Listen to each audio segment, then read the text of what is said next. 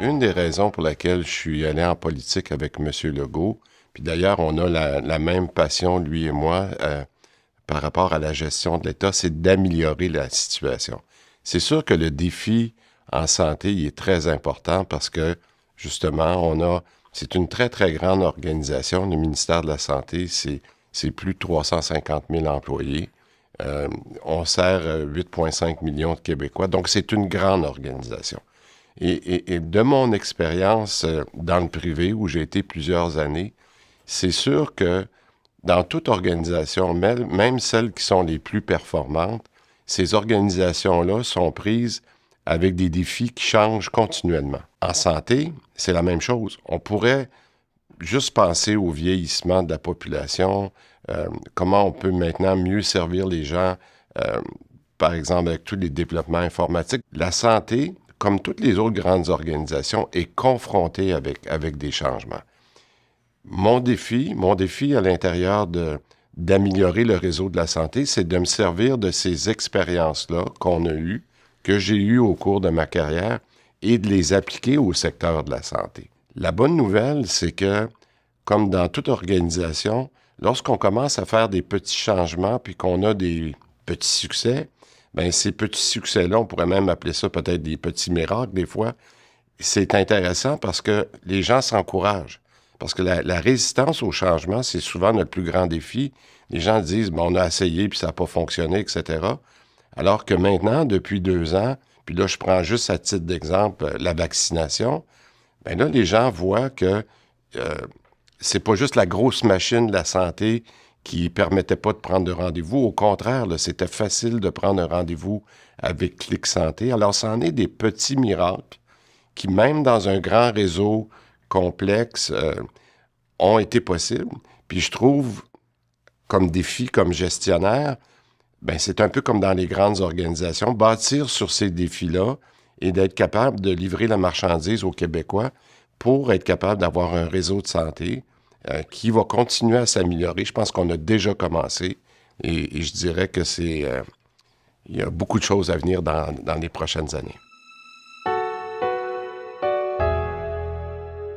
Une des principales choses que je pourrais dire qui me tient à cœur comme gestionnaire, puis que je pense qu'on a réussi à améliorer, c'est toute la question de la gestion des données. C'est-à-dire, quelle information que l'on a, autant pour les gestionnaires du réseau que pour le public. On a décidé, puis ça c'est vraiment une question philosophique de notre gouvernement, d'être très transparent envers le public, puis même quand ça va pas bien, on le dit parce que si les gens comprennent pourquoi ça va pas bien, bien, et qu'ils savent en plus qu'on est en train de travailler sur certains éléments, bien, les gens deviennent un peu complices en nous disant « on va vous aider ».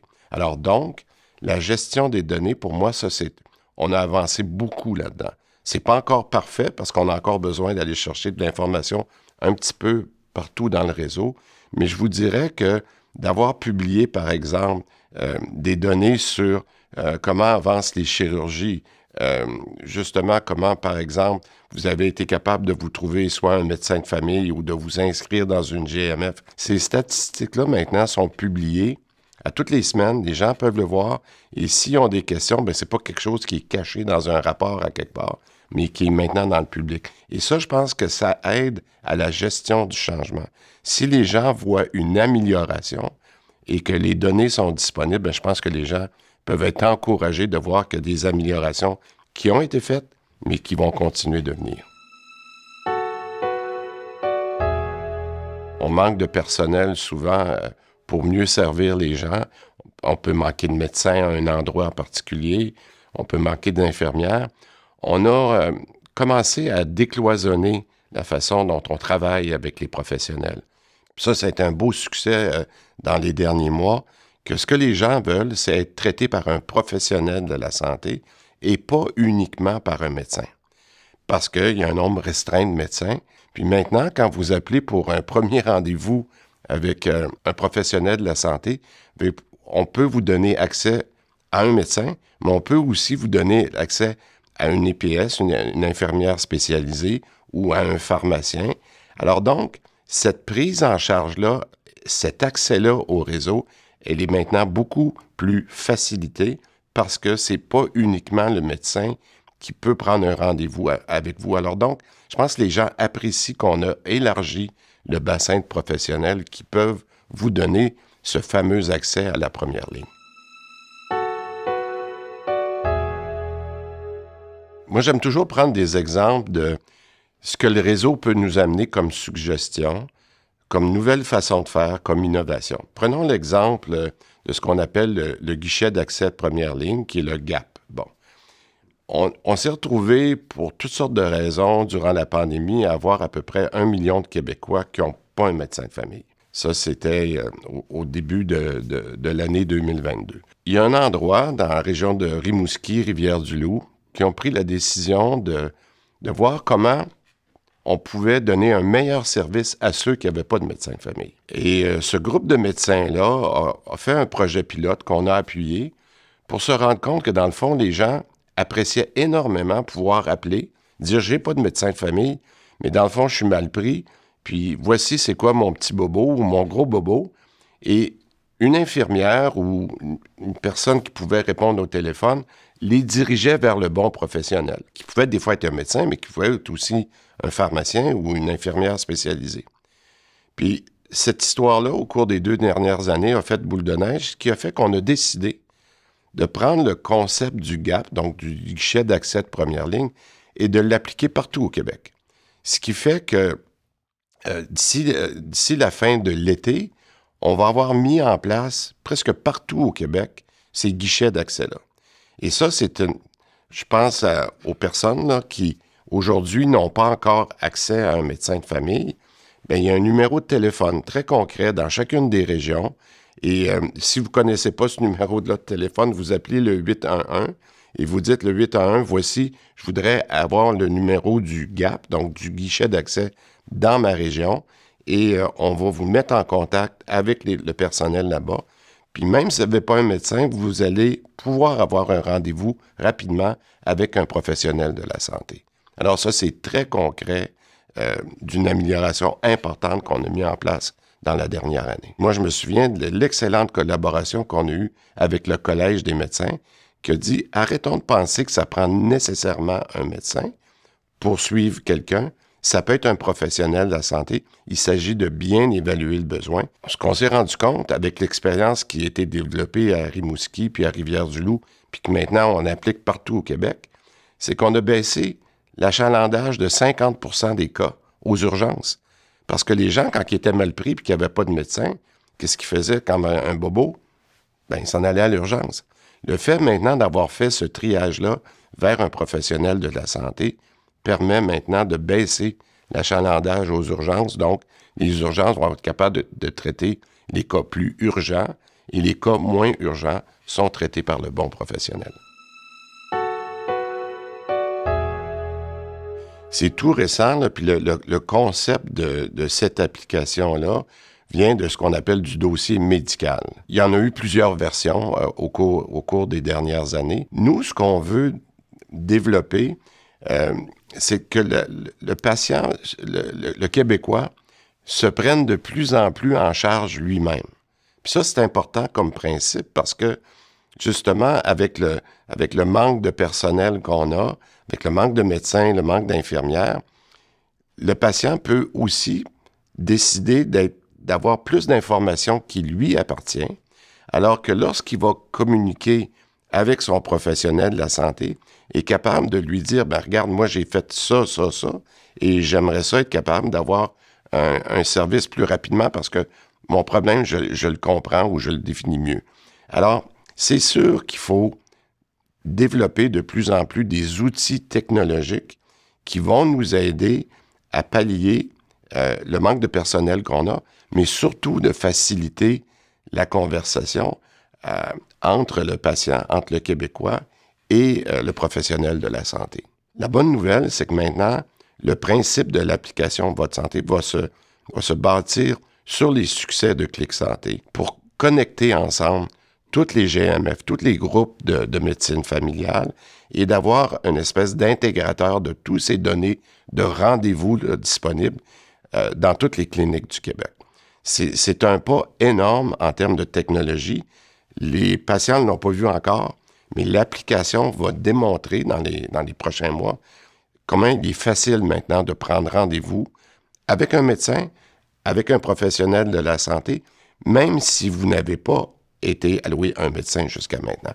Ça, c'est un grand changement.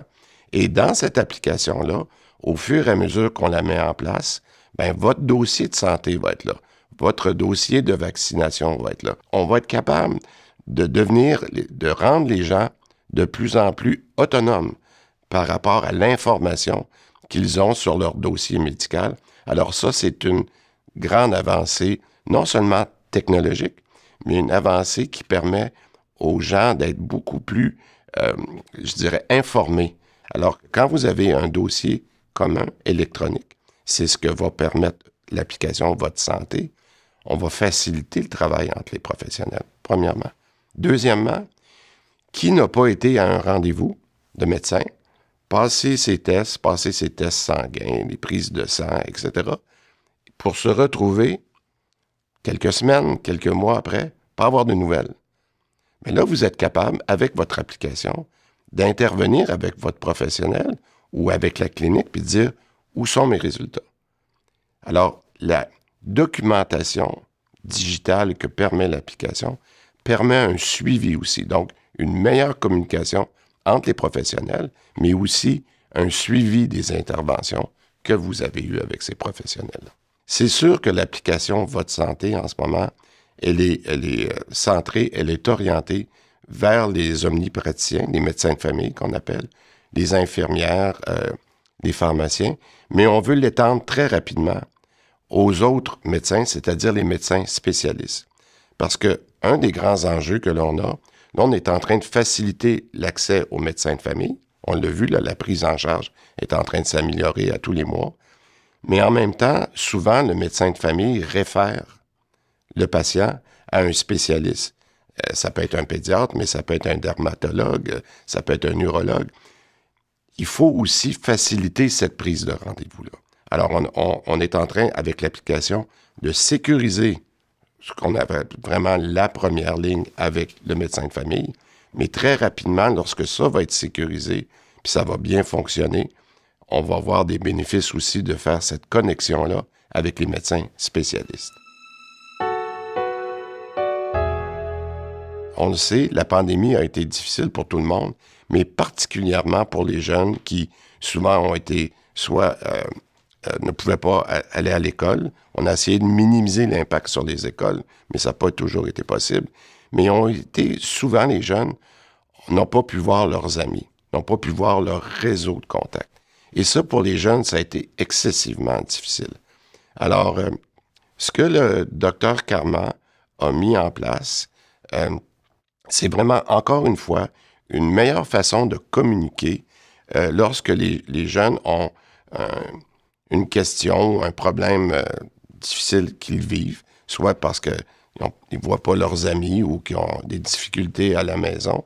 Et pour être très pratico-pratique, ce que Dr Karma a mis en place, c'est le même système avec la ligne 811.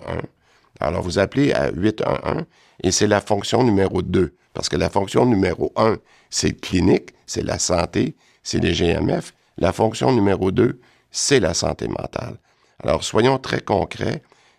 Ce que ça permet maintenant, quand vous appelez au 811 puis vous faites le 2, on vous met directement en lien avec une personne qui va vous parler. Donc, c'est une communication avec un humain, avec une personne qui va vous dire c'est quoi l'enjeu et rapidement, elle vous met en contact avec un professionnel. Ça peut être un psychologue, ça peut être un psychiatre, ça peut être un ou une travailleuse sociale. Cette communication-là dont je parle beaucoup a été maintenant facilitée avec cette commande téléphonique-là, avec cet accès téléphonique-là, qui est le 811. Pour les aînés, je ne peux pas m'empêcher de penser que c'est peut-être le groupe de la société qui a été très impacté par la pandémie. Maintenant, il y a beaucoup de gestes qu'on a posés comme gouvernement qui permettent de voir que les choses sont en train de s'améliorer. On avait pris l'engagement électoral en 2018 de faire des maisons des aînés pour justement remplacer les CHSLD qui étaient vétustes, c'est-à-dire qui étaient dépassés avec des chambres doubles, des chambres triples, des chambres quadruples. Et on a vu l'impact de ces édifices-là vieillissants sur nos aînés dans les CHSLD, notamment à la pandémie. On a donc construit des maisons des aînés qui viennent en remplacement des CHSLD, particulièrement les plus vétustes, qui répondent aux meilleures normes mondiales de protection, de qualité de vie pour les aînés. Donc ça, c'était un engagement important qu'on a fait.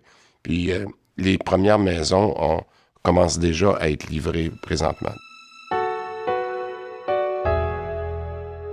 Un sujet qui est très, très important pour moi, avec les aînés, mais aussi avec les personnes plus vulnérables. Puis on peut penser à ceux qui ont un handicap physique aussi. C'est toute la question des soins à domicile. Notre gouvernement, dans les dernières années, a augmenté de façon substantielle les montants qui sont mis à la disposition des gens pour leur donner des soins à domicile. Ce qui est important pour nous, c'est de plus en plus, avec le vieillissement de la population, d'être capable de servir les gens chez eux. Les gens veulent vieillir dans leur milieu, ils veulent vieillir avec les gens qui sont proches d'eux. Alors, il faut changer notre façon de travailler et de les amener le moins souvent possible à l'hôpital. On a fait, notamment, je pense, dans la ville de Verdun, au cours des dernières années, des avancées incroyables dans la façon de servir les gens, non seulement lorsqu'ils sont en santé, mais par exemple lorsqu'ils sont en fin de vie. Toute la communication avec les instruments électroniques permet souvent à une personne qui est seule à la maison de pouvoir communiquer avec son iPad ou avec son téléphone avec la professionnelle de la santé qui la suit sur place.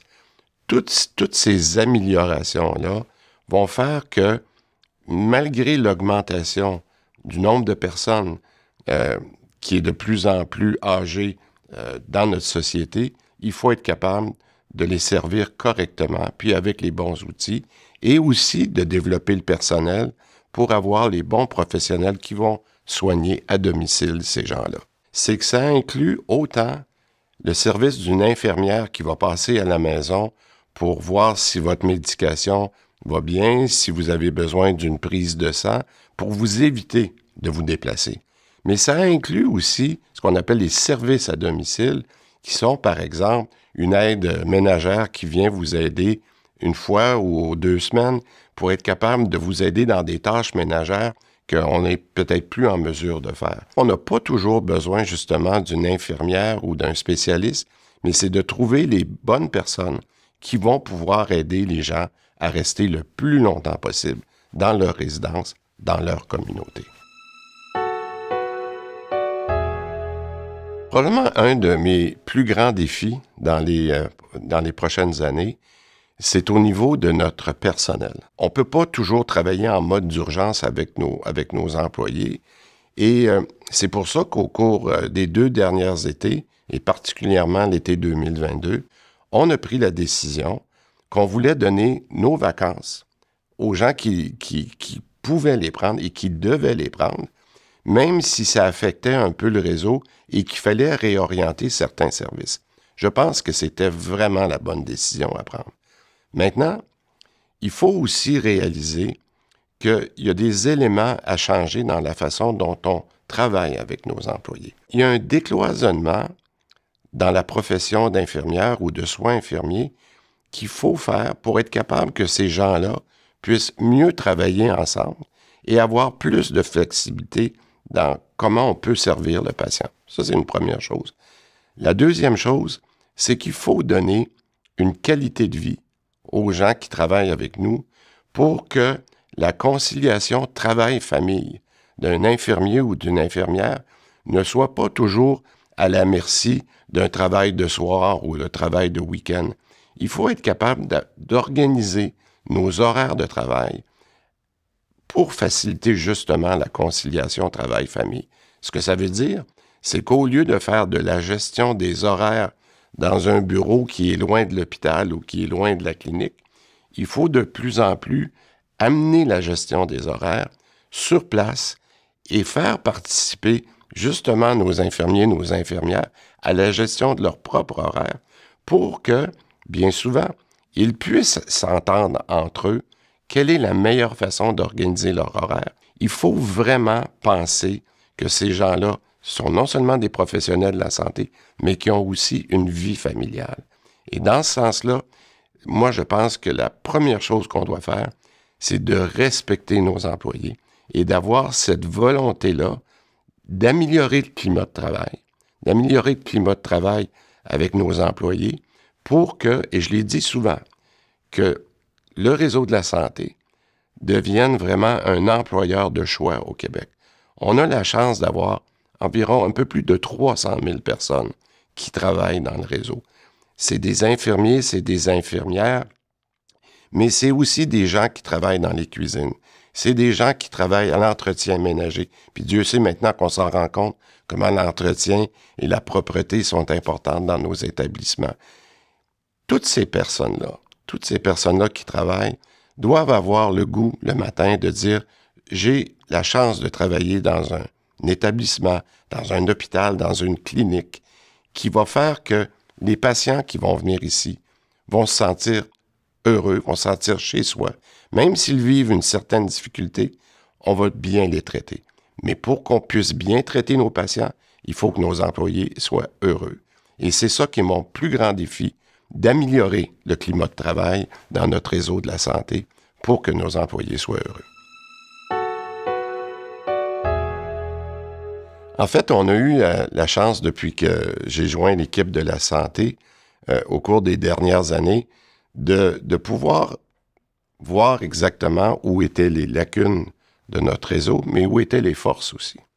Et au cours de ces 2 dernières années-là, pendant qu'on s'occupait de la pandémie, j'ai toujours dit qu'il fallait travailler sur ce qui est urgent, ça c'était la pandémie, mais il fallait travailler aussi ce qui était important pour être capable de changer les choses.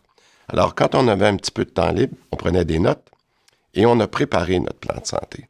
Et on a préparé quelle est notre vision du réseau de la santé pour les prochaines années, avec 2 grands objectifs. Premier objectif, devenir l'employeur de choix pour nos employés. Deuxième objectif, que les patients aient la meilleure expérience patient lorsqu'ils sont en contact avec le réseau de la santé. Ça, c'est nos 2 grands objectifs.